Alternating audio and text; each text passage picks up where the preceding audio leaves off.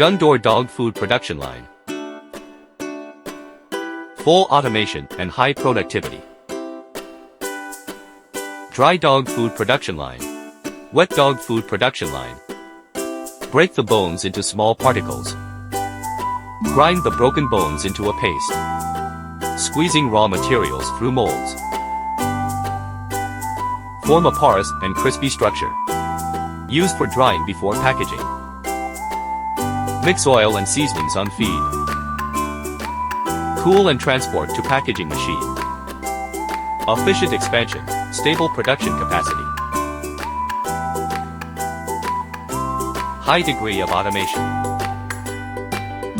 Stable conveying, adapted to continuous production.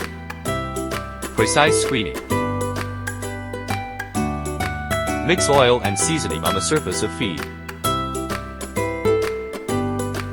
Improve the palatability of pets. Accurate nutrition ratio.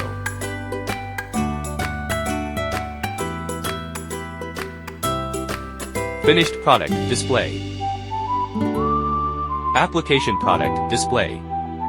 Client feedback. At last, I think it will be very nice. I will try to turn it on now.